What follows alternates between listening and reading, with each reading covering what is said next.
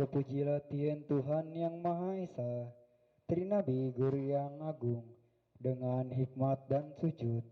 Kami mohon ke hadapan Guru, bimbinglah kami ke jalan tengah yang mulia, tunjukkan kami cahaya kesenyataan Dharma, bangkitkan kesadaran tahu dalam diri kami, berkat bimbingan serta pancaran kasih Guru, hiduplah semua dalam cinta kasih, tenang, tentram, dan bahagia. Sadu.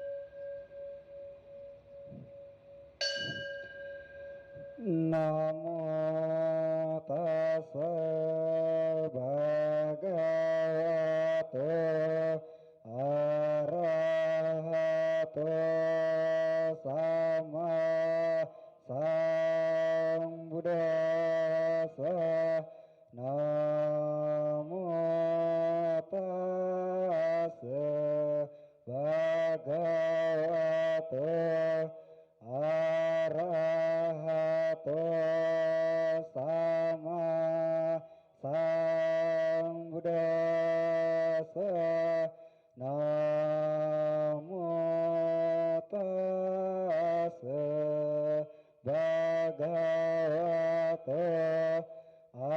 arahato sama sambuddhassa.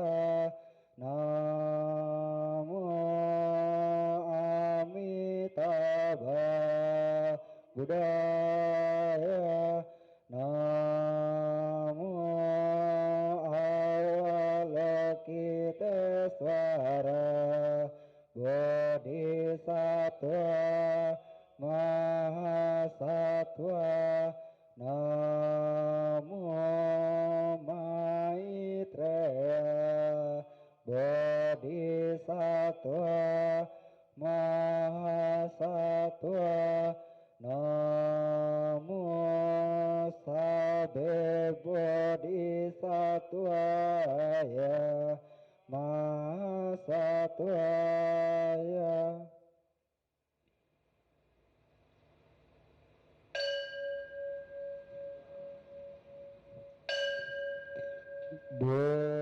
Buddhaṃ saranang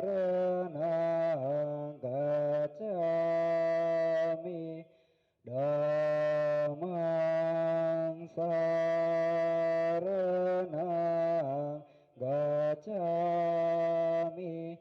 Sanghang saranang gacchami.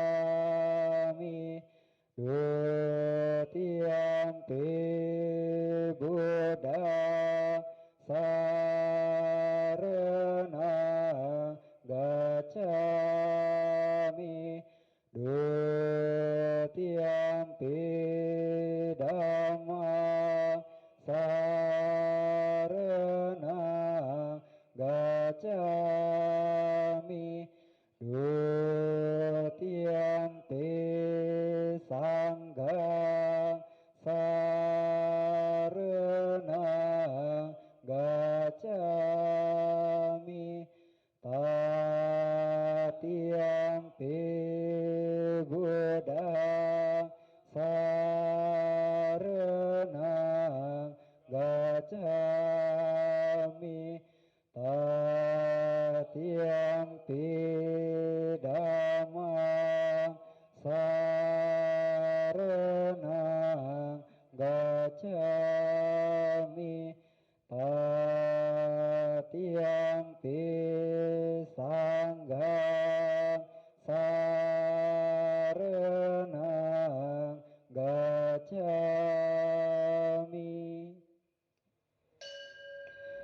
Sadhu, sadhu, sadhu.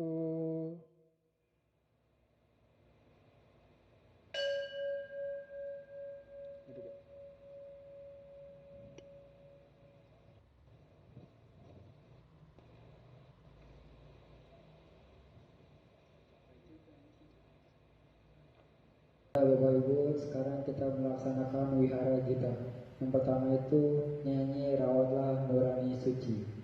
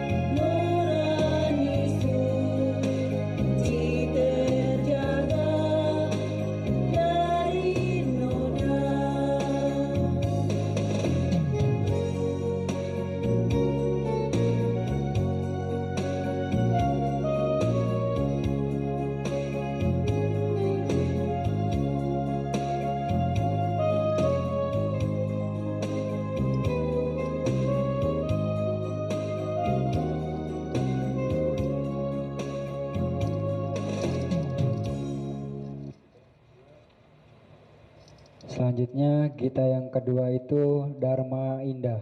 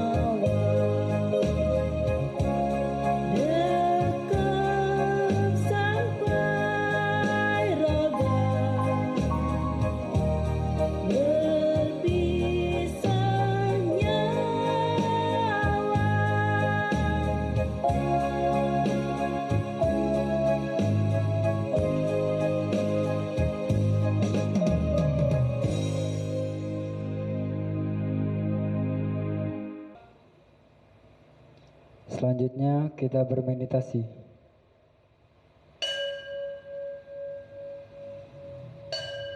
Berapa kali? Om Mani Padme Hum. Om Mani Padme Hum. Om Mani merum, Om Mani Padme Rum, Om Mani Padme Rum, Om Mani Padme Rum, Om Mani Padme Rum, Om Mani Padme Rum, Om Mani Padme Rum, Om Mani Padme Rum, Om Mani Padme Rum, Om Mani Padme Rum, Om Mani Padme Rum, Om Mani Padme Rum, Om Mani Padme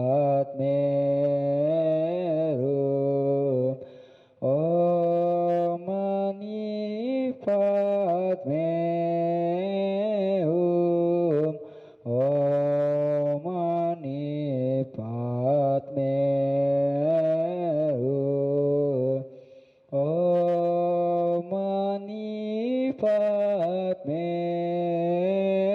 Hum, Om Mani Padme Hum, Om Mani Padme Hum, Om Mani Padme Hum, Om Mani Padme Hum, Om Mani Padme Hum. Terpujilah Tuhan yang Maha Esa, Trinabi Guru yang Agung. Perkenankanlah kami pada saat ini untuk menerima sabda suci-Mu.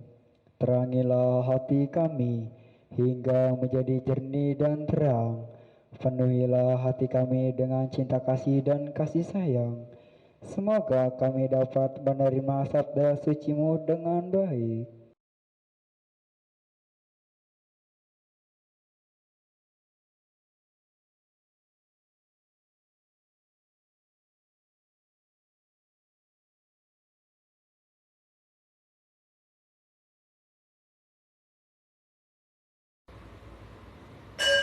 Sadu, sadu, sadu.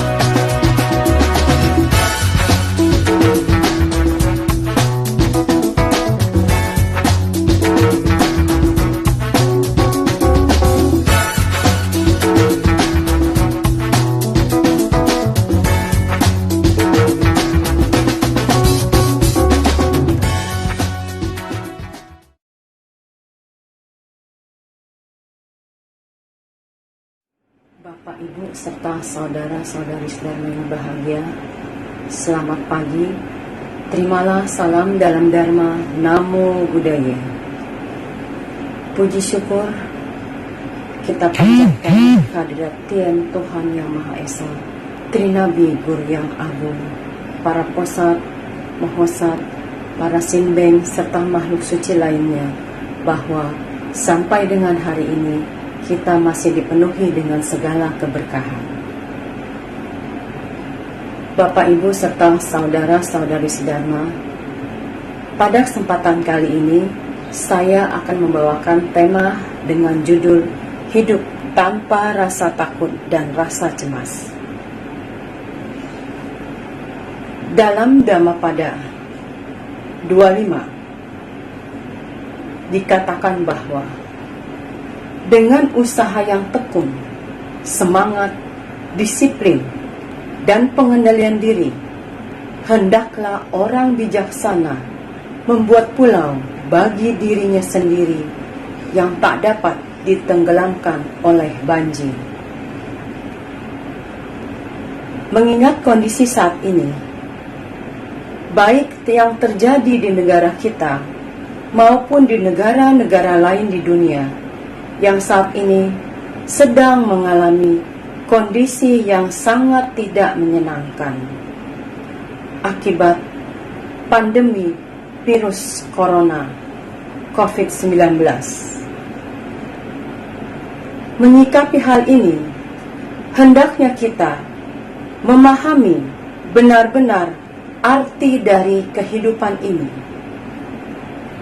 Kehidupan harus dimengerti dan dipahami dengan sebaik-baiknya, sehingga kita mempunyai kebijaksanaan dan punya satu pemahaman yang tepat terhadap kehidupan ini. Seringkali seseorang menjadi menderita dikarenakan tidak memahami kehidupan ini seperti apa. Kehidupan ini bagaimana?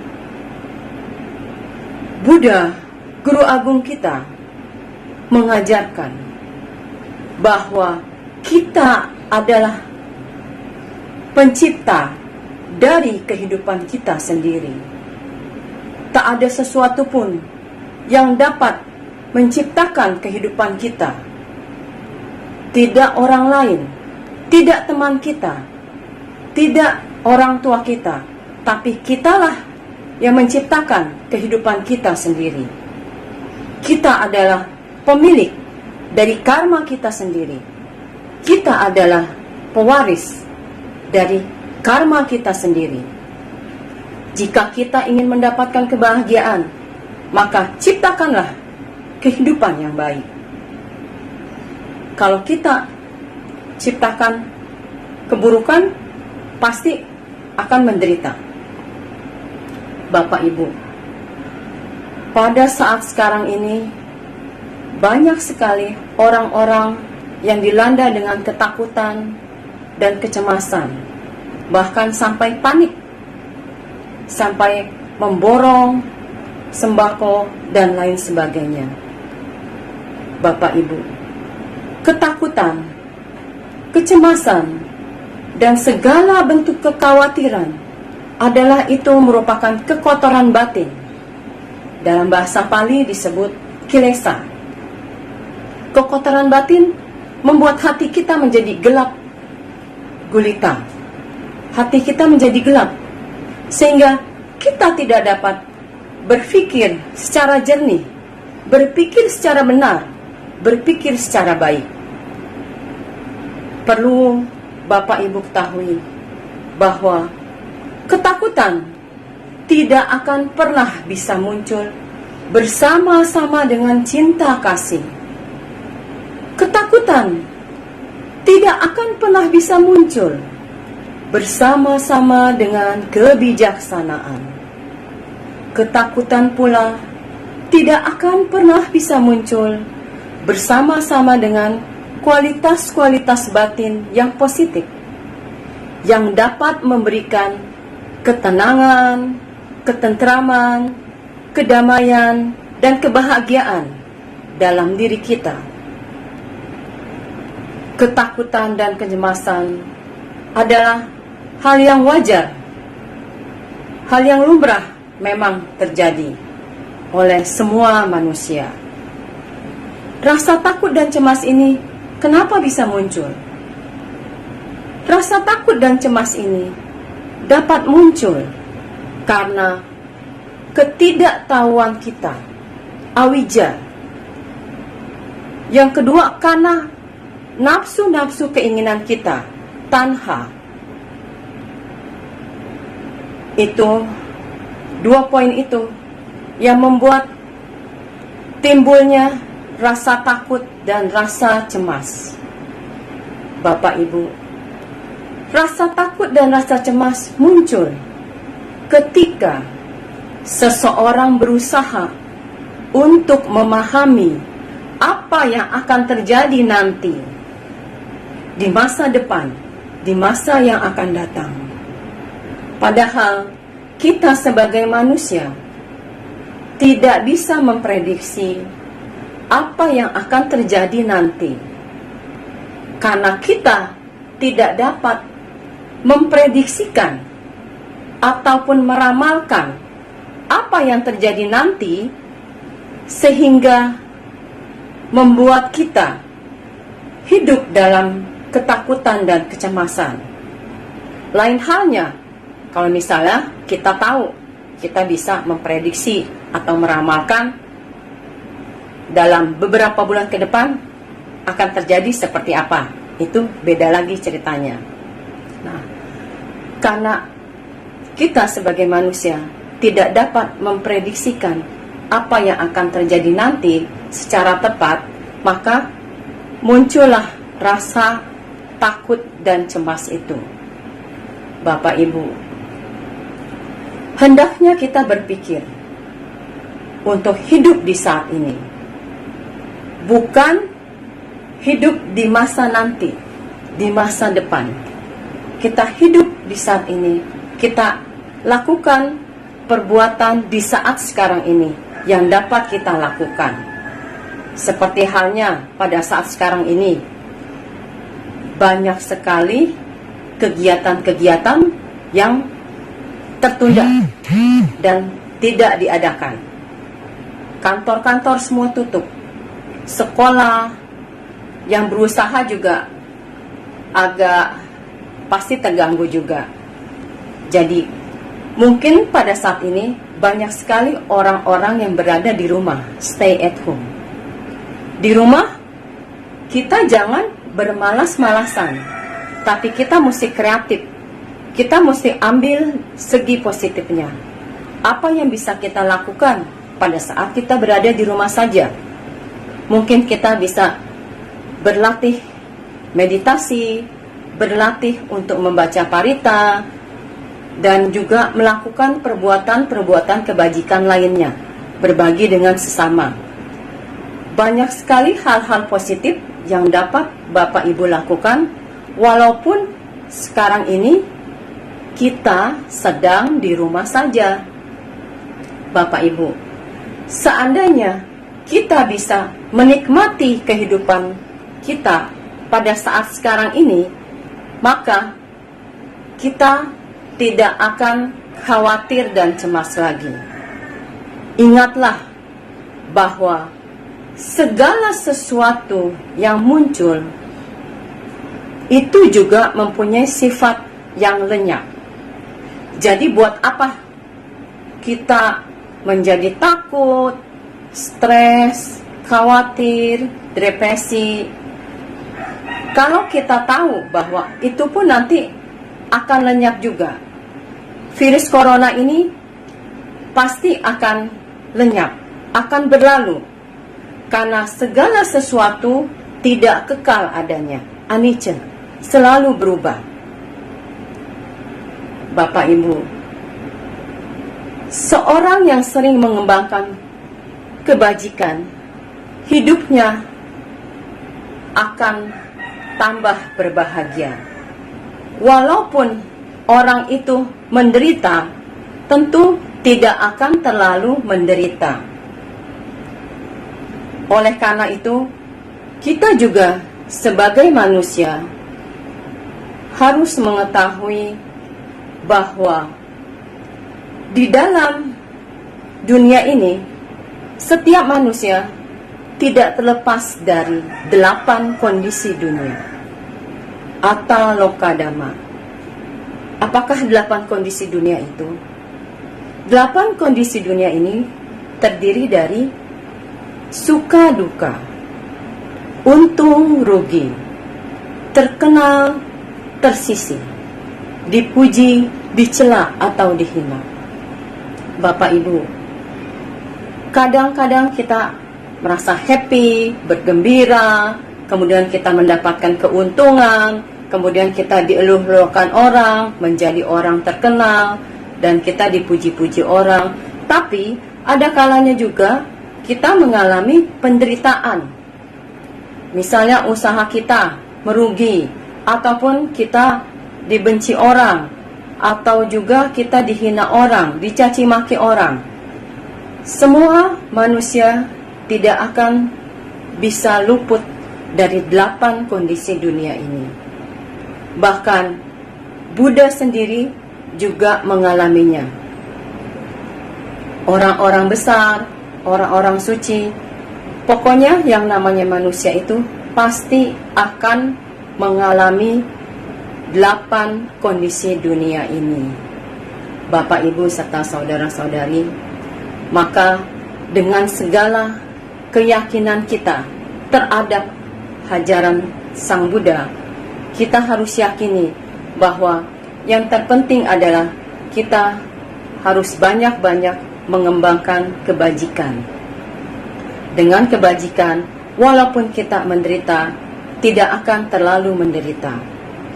Nabi Konghucu bersabda, yang bijaksana tidak dilamun bimbang, yang berperi cinta kasih tidak merasakan susah payah, dan yang berani tidak dirundung ketakutan. Bapak, Ibu, serta saudara-saudari Dharma, semoga babaran Dharma yang saya sampaikan pada hari ini dapat bermanfaat bagi Bapak Ibu semua. Dengan keyakinan dan kebijaksanaan yang kita miliki, semoga kita tidak lagi merasa ketakutan dan kecemasan dalam diri kita, karena kita telah mengetahui bahwa semuanya akan berlalu. Setiap penyakit pasti ada obatnya. Setiap permasalahan pasti dapat diatasi dengan baik. Demikian juga dengan virus corona ini. Lambat laun akan lenyap dan kita dapat beraktivitas secara normal kembali. Ikutilah saran dan anjuran-anjuran himbauan dari pemerintah agar kita selalu berada di rumah saja. Bila tidak perlu, tidak usah keluar rumah. Rajin-rajinlah cuci tangan, selalu menggunakan masker, berdoa, dan selalu berbuat kebajikan dimanapun Bapak Ibu berada. Dengan menjaga diri sendiri, berarti turut juga menjaga orang lain. Sebelum saya akhiri babaran Dharma pada hari ini, saya akan membawakan doa penutup khotbah. Yakinlah Tien Tuhan Yang Maha Esa, Trinabi Guru yang Agung, akan selalu melindungi, membimbing, dan memberkahi kita sekalian. Berbahagialah bagi mereka yang telah menerima Dharma mulia ini. Mekarlah permata teratai suci, mekar. Saya ucapkan terima kasih dan terimalah salam dalam Dharma. Namo Buddhaya.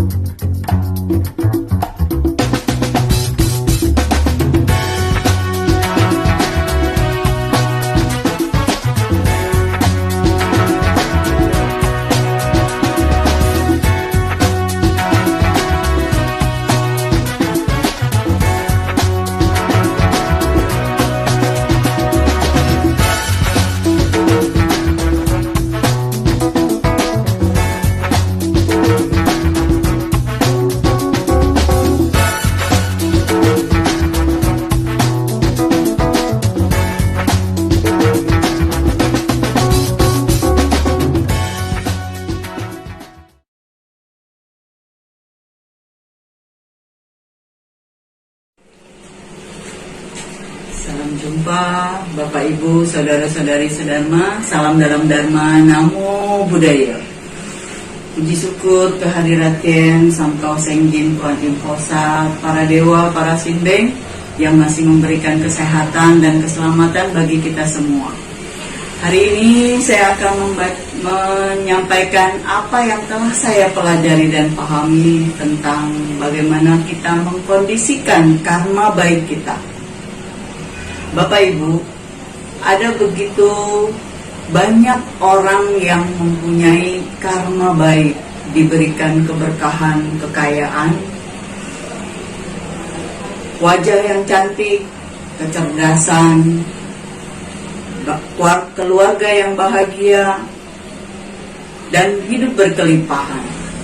Tapi lebih banyak lagi orang-orang dengan karma baik yang sedikit, yang dia punya bahkan untuk makan saja kesulitan, terlahir di keluarga yang kurang baik, dengan paras wajah yang juga tidak cantik.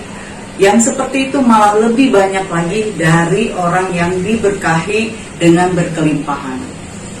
Nah, hari ini saya akan menyampaikan bagaimana seharusnya orang-orang dengan karma baik yang sedikit dapat mengkondisikan karma baik yang sedikitnya itu menjadi lebih maksimal. Ada satu contoh yang saya masih ingat ditulis oleh seorang biku bule, yaitu Achan Brahm, Bante kelahiran di Inggris yang sekarang bermukim di Australia. Beliau ada menceritakan seperti ini. Seperti dua pembuat kue. Pembuat kue yang pertama, dia hidup berkelimpahan hingga mempunyai dapur yang sangat canggih. Untuk membuat kue, dia mempunyai oven yang terbuat dari metal dan mengkilap produksi dari luar negeri, yang hanya satu sentuhan jari saja sudah bisa diperoperasikan. Dia punya peralatannya pun bagus-bagus. Pancinya dari metal, mengkilap.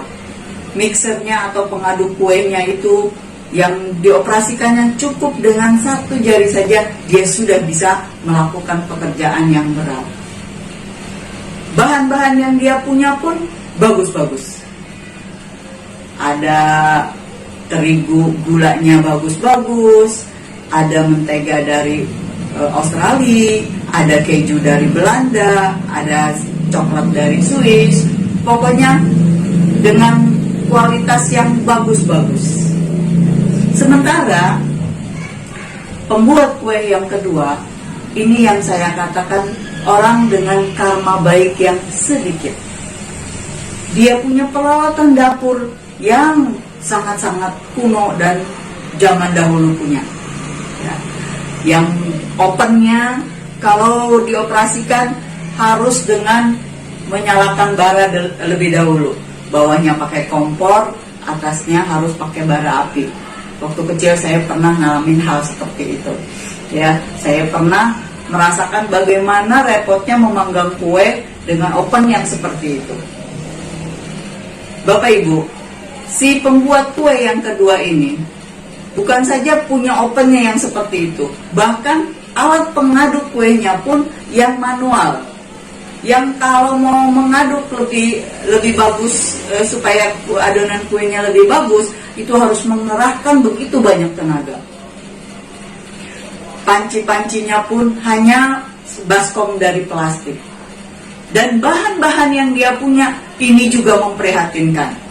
Dia punya terigu yang sudah sedikit lembab dan berkutu. Dia punya mentega, dia punya keju, dan dia punya coklat juga udah agak-agak bulukan. Tapi yang si pembuat kue yang kedua ini luar biasa. Dia punya semangat, dia punya ketekunan, dia punya kedisiplinan yang luar biasa. Jadi sebelum dia buat kue, terigu yang tadinya begitu lembab, dia jemur dulu. Dia jemur, kemudian dia ayak untuk memisahkan kutu-kutunya.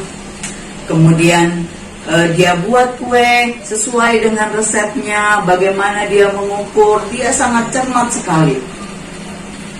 dengan tenaga yang luar biasa, ya, dengan semangat yang luar biasa, dia mengaduk kuenya dengan mengerahkan segenap tenaganya untuk mendapatkan adonan kue yang bagus. Alhasil, si pembuat kue yang kedua ini menghasilkan kue yang luar biasa, mendekati sempurna. Padahal dengan bahan-bahan yang dia punya, yang tadi saya bilang memprihatinkan, tapi dengan ketekunan, dengan semangat, dan dengan mengerahkan tenaganya, dia membuat kue yang enak dinikmati. Sementara si pembuat kue yang pertama, bahkan dengan segala peralatan yang dia punya, dengan segala bahan yang dia punya, tapi dia begitu ceroboh. Dia tidak disiplin, dia tidak cermat, membuat kue asal-asalan. Bahkan dia menimbang dengan tidak sesuai dengan resep. Dia hanya mencampur-campur semua bahan-bahan yang dia punya. Bahkan urutan-urutan yang harusnya mana lebih dahulu, dia tidak peduli. Dia hanya memasuki bahan yang dia suka, mana masuk lebih dahulu. Dan akhirnya apa yang dihasilkan? Kue yang tidak enak, kue yang tidak sesuai. Di kehidupan kita, Bapak Ibu, banyak yang kita temui seperti itu. Mereka yang hidupnya berkelimpahan, bahkan berkelebihan, tapi dengan sifat yang ceroboh, dengan kehidupan melanggar sila, dengan bermabukan atau berjudi, dengan kehidupan yang seperti itu, maka dia akan menderita dan dia akan mengalami kemunduran dan kemerosotan. Sementara orang-orang yang dengan kondisinya yang tadi seperti si pembuat kue kedua, tapi dengan kedisiplinan, dengan semangat, dengan mengerahkan tenaga, dengan kedisiplinannya, maka mereka yang punya kondisi karma yang cuma sedikit, karma baik yang cuma sedikit, tapi bisa menghasilkan kehidupan yang akhirnya menaikkan derajat kehidupannya. Dan Bapak Ibu, di saat kondisi seperti ini, seperti yang tadi saya contohkan, saya ceritakan tentang si pembuat kue, nah, kita jadi bisa menyadari berapa banyak kondisi karma baik yang kita punya. Karma baik yang kita punya, seandainya cuma sedikit, karena mungkin kita kurang banyak berbuat baik, dan kita punya tabungan karma baik yang cuma segitu-gitunya, maka apa yang harus kita lakukan? Tentu kita harus lebih tekun, kita harus lebih semangat, kita harus lebih disiplin, dan kita harus lebih rajin dan lebih mengerahkan tenaga untuk kemajuan kondisi kehidupan kita. Seperti sekarang di pandemi COVID, corona virus device. Nah, ini kita harus bagaimana lebih mengkondisikan karma baik kita agar lebih maksimal kita bisa menikmatinya. Ya. Misal, kalau kita harus mengikuti anjuran pemerintah, harus bekerja dari rumah, sekolah dari rumah, atau kalaupun kita harus keluar rumah, kita harus maksimalkan kondisi baik kita, yaitu dengan menggunakan masker, menghindari kerumunan, jauhkan jarak dengan orang per orang, ya. Karena ada banyak orang yang dengan kondisi karma yang kurang baik, harus bekerja keluar, harus tetap melakukan kegiatan di luar rumah. Nah, hal-hal seperti itu kita harus tetap mengkondisikan karma baik kita yang cuma sedikit lebih maksimal. Dan satu lagi tentu saja, biar bagaimanapun penambahan karma baik itu bisa dilakukan dengan perbuatan baik. Bagaimana kita harus menambah karma baik kita dengan perbuatan baik kita? Maka ada banyak cara. Dengan berbuat kebajikan, banyak sekali saat ini orang berdana dengan memberikan sembako, dengan memberikan APD, dengan segala macam, itu pun bagus. Dan tentu saja kita harus mengkondisikan karma baik kita sesuai kemampuan kita. Misal, kalau kita tidak punya materi untuk diberikan, ya kita tidak pakai materi. Kita punya tenaga. Tenaga pun bisa kita jadikan untuk perbuatan baik. Bisa kita membantu membungkus sembako, bisa juga kita yang mengantarkan. Ada banyak cara untuk kita menambah karma baik kita. Itu yang disebut mengkondisikan karma baik kita pada saat apapun, agar kita bisa menaikkan derajat karma baik kita ke arah yang lebih tinggi. Bapak Ibu, itu mungkin yang bisa saya sampaikan pada saat ini. Bagaimana seseorang bisa mengkondisikan kehidupannya ke arah lebih baik. Bagaimana seseorang bisa mengkondisikan karma baiknya yang cuma sedikit tapi menjadi maksimal. Kita tidak perlu merasa sirik, merasa iri dengan orang yang berkelimpahan. Tapi kehidupan mereka ada yang walaupun berkelimpahan tapi kehidupannya melanggar sila, hidupnya tidak bahagia karena melakukan hal-hal buruk. Nah, sementara kita yang cuma punya sedikit saja karma baik, kalau itu kita maksimalkan, kita kondisikan menjadi karma baik yang kita punya, maka mudah-mudahan kita bisa keluar dari penderitaan-penderitaan, apalagi yang terjadi di saat ini. Bapak Ibu, di dalam Dhammapada di dalam Dhammapada 2 ayat 25 ada tertulis seperti ini. Dengan usaha yang tekun, semangat, disiplin, dan pengendalian diri, hendaklah orang bijaksana membuat pulau bagi dirinya sendiri yang tidak dapat ditenggelamkan oleh banjir. Bapak Ibu, karma kita yang buat, dan karma kita juga yang menikmati. Jadi kalau kita mengkondisikan karma baik kita, maka jelas kita yang akan menikmati karma baik yang telah kita buat. Dan buatlah hal-hal yang baik yang membuat kita bahagia, dijauhkan dari segala mara bahaya, kita menjaga diri dari segala racun dan penyakit. Mudah-mudahan kita bisa melewati kondisi saat ini yang harus beribadah di rumah, harus kerja dari rumah, bahkan rasanya sangat-sangat unik. Saya berceramah seperti ini, menghadapi tembok, menghadapi sesuatu yang tidak berupa, tidak bernyawa. Ini sangat-sangat sebenarnya lebih membuat gugup tiap orang ya melakukan hal seperti ini. Itu saja yang bisa saya sampaikan pada saat ini. Saya akan menutupnya dengan doa.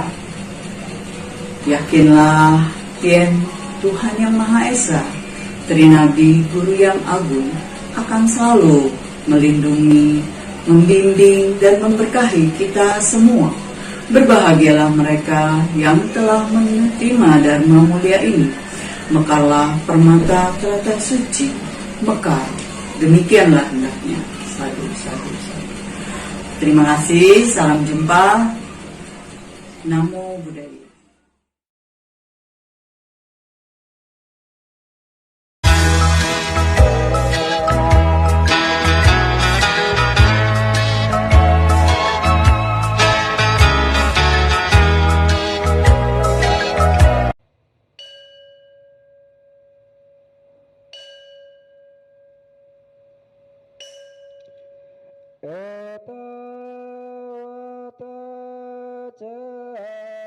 Camehi sambatang punya sampada sabe dewanumodantu sabba sampati siddhya etawata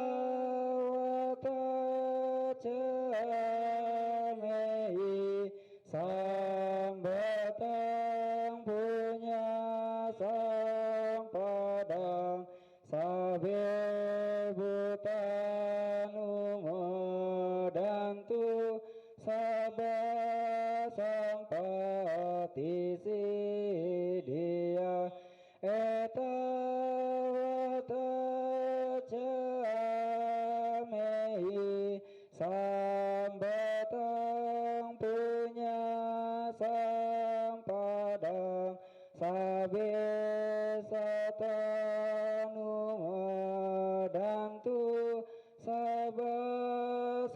patisi dia akasata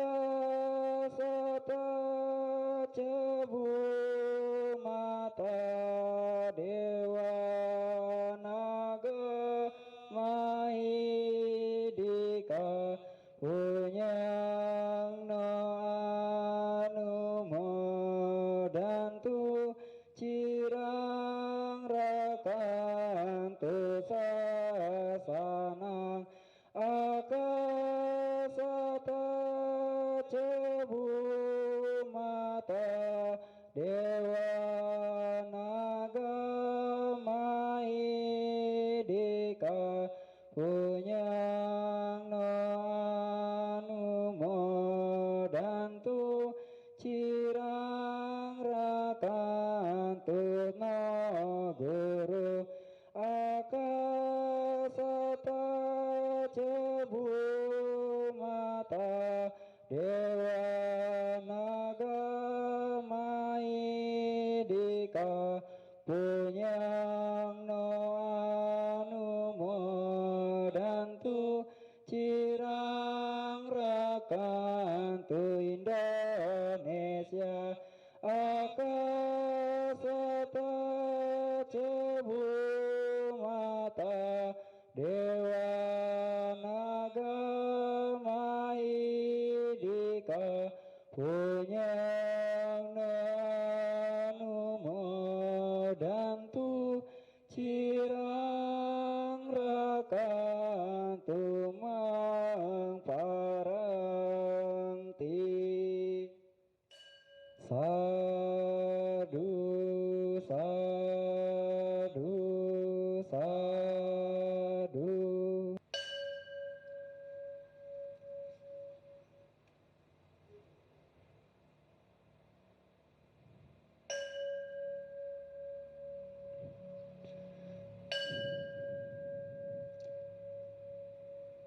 Terpujilah Tuhan yang Maha Esa, Trinabi Guru yang Agung.